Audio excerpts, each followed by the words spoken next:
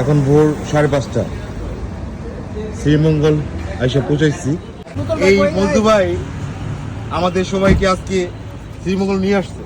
সকালে নাস্তা সারার পরে এই রিজিক যে রেস্টুরেন্ট আছে এই চাটা খেতে পারেন, ভালো। টিকিট কত করে ভাই? 115 টাকা বানায় ফেলাইছে। 115 টাকা বানানো হ্যাঁ, টিকিট 115 টাকা বানায় ফেলাইছে। প্রথমে যখন ভিতরে যাবেন এই সুন্দর দৃশ্যটা চোখে পড়বে। এই যে ব্যাঙের যে ছাতা এরই উনি চাষ করছে আমাদের মজদু ভাই, বড় ভাই। হ্যাঁ, তাহের ভাই এটা সহযোগিতা করছে।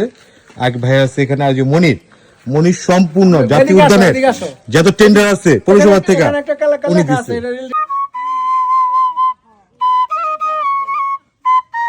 এটা অনেক সুন্দর, দুপাশে ছোট ছোট টিলা আছে, টিলার উপরে চা বাগান।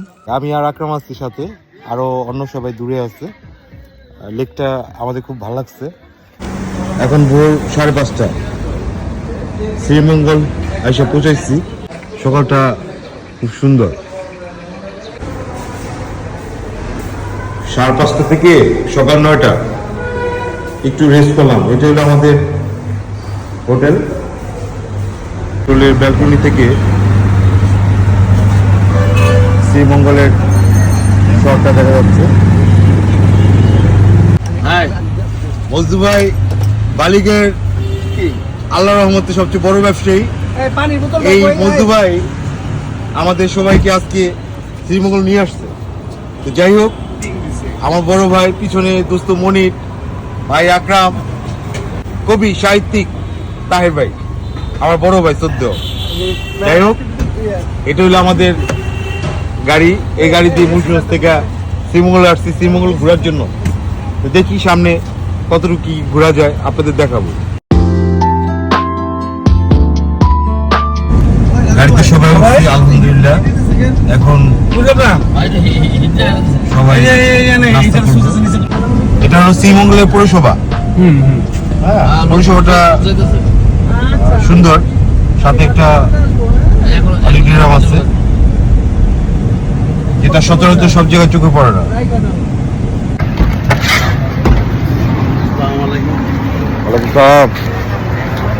আমরা সবাই গাড়ি থেকে নামতেছি এখন। সকালে নাস্তা করব। যেই রেস্টুরেন্টে ঢুকতেছি এটা রিজিক রেস্টুরেন্ট।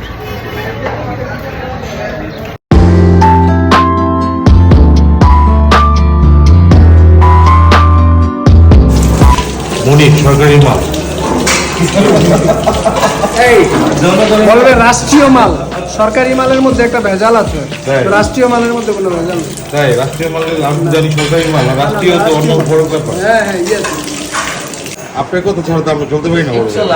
আমি কইছি সরকারি মাল, এটা রাষ্ট্রীয় মাল।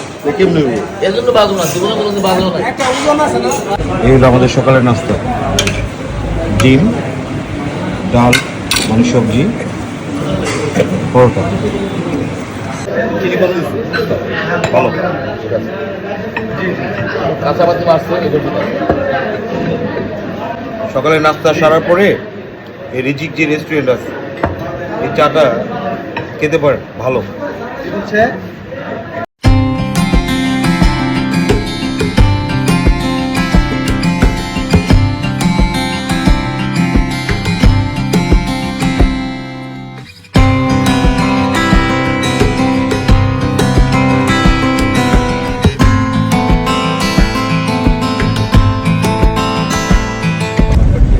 আমরা লাভাছড়া জাতীয় উদ্যানের সামনে আসছি।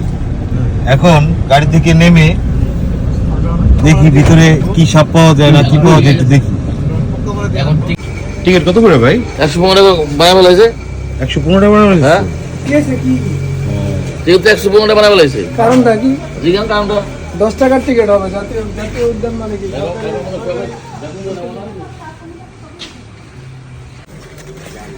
আচ্ছা, নেটওয়ার্ক নাই কেন আপনাদের? উদ্যানে প্রবেশ করতেছি। এটা সেগুন গাছ। শকুন না, বেশ বড়। সেগুন না, সেগুন। প্রথমে যখন ভিতরে যাবেন এই সুন্দর দৃশ্যটা চোখে পড়বে। এটাই মন জুড়ে যায়। আমার এই উদ্যানে দ্বিতীয়বার আসা, কিন্তু এই যে আকরাম কাকা, পিছনে আরো ভাই ব্রাদার বন্ধু বান্ধব আসছে, এদের সাথে আজকে প্রথমে আসা। সুন্দর।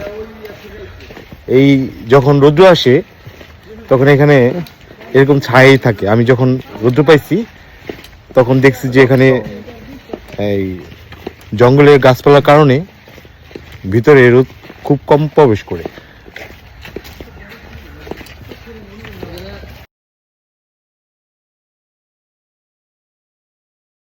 লাউয়াছড়া যে উদ্যানের ভিতরে এই যে রেল লাইনটা দেখতে পারতেছেন, এটা খুবই সুন্দর একটা জায়গা। এই জায়গাটা দেখার জন্যই মানুষ বেশি আসে, কারণ এখানে প্রচুর বাংলাদেশে যেই ছায়াছবি হইতো সেটা শুটিংগুলো হতো এখানে। আর ওই যে আমাদের বড় ভাই মজনু ভাই দাঁড় রয়েছে, এই জন্য দেখতেছে যে তার বিগত বয়সে যে ছবি দেখছে মুভি, সেই ছবিগুলোর স্মৃতি এখানে আছে। এই যে আমার পিছনে যে রেল লাইনটা, এটা লাউয়াছড়া যে উদ্যান আছে শ্রীমঙ্গল, এটার ভিতরে জায়গাটা অনেক সুন্দর।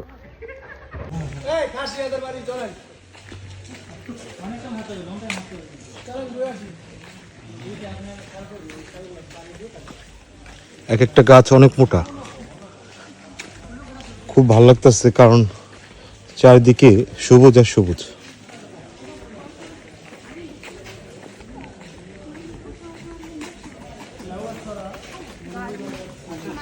আমার পিছনে যে গাছটা, এটা বিশাল বড়,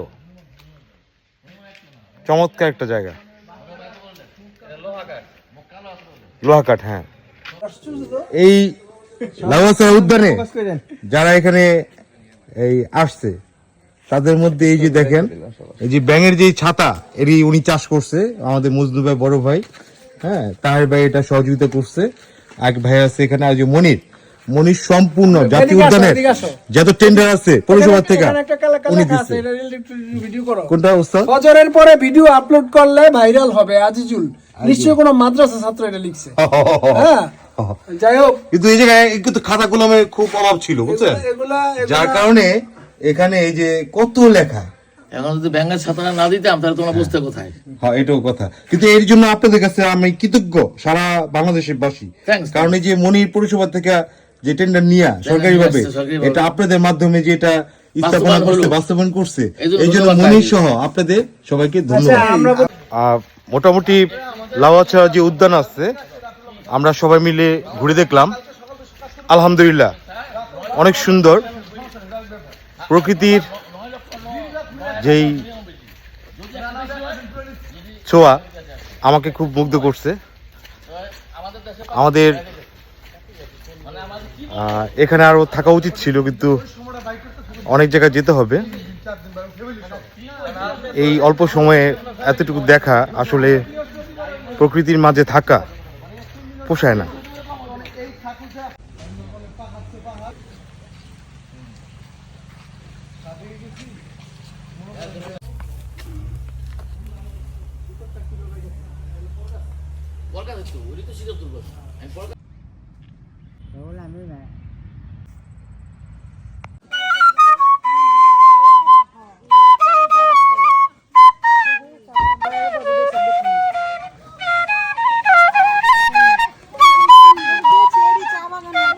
মাধবপুর যে লেক আছে শ্রীমঙ্গল, এটা লেগে ওঠার সিঁড়ি,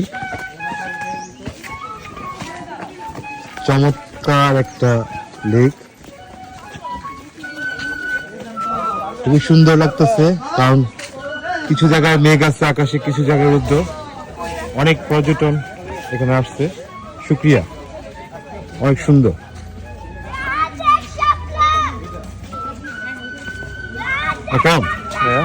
কেমন লাগতেছে লেকটা?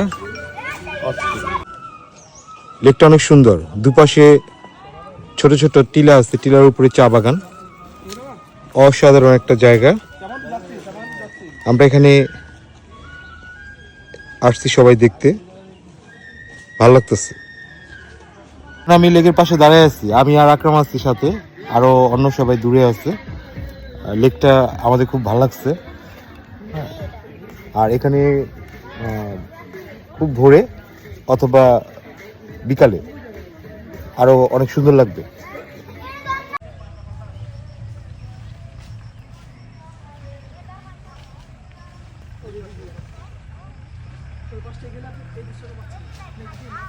আপনাদের নাম কি?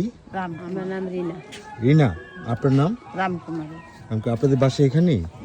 কতদিন যাবত এই চায়ের এখানে কাজ করেন? আমরা ছোটকাল থেকে কাজ করতে আসি। অনেক বছর হয়েছে না? আপনাদের এই চা বাগানের নামটা কি? মাধবপুর। মাধবপুর। দেখবো। আচ্ছা আচ্ছা। অসাধারণ একটা জায়গা এই মাধবপুর লেক। যখন এই মাধবপুর লেকের উপরে আসছি, এখান থেকে দূরের চা বাগানে কাজ করা লোকগুলো আর আরো দূরে পাহাড় দেখতে পাচ্ছি।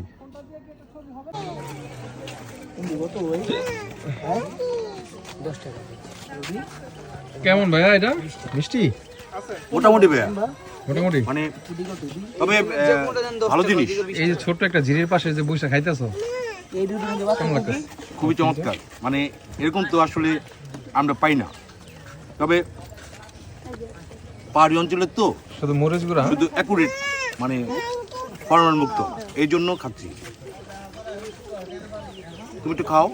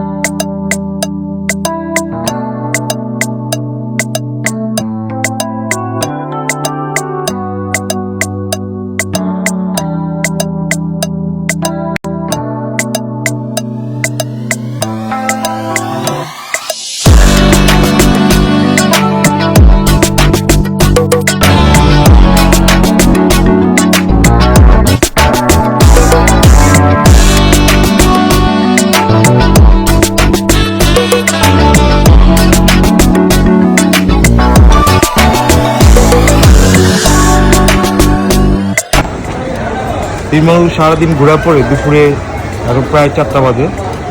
এখন পানসি রেস্টুরেন্টে খাওয়ার জন্য আসছি। দুপুরে খাওয়ার পরে এক কাপ চা না খেলে কেমন লাগে? আমরা 3টা বল নিচ্ছি আর সব কালা বোনা। বোনাটা মিস করলেন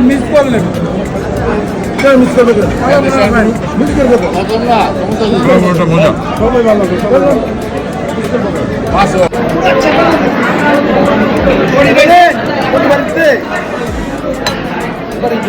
ভালো।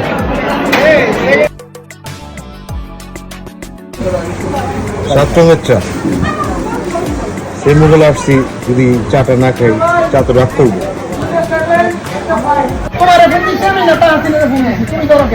সাতরঙের চা।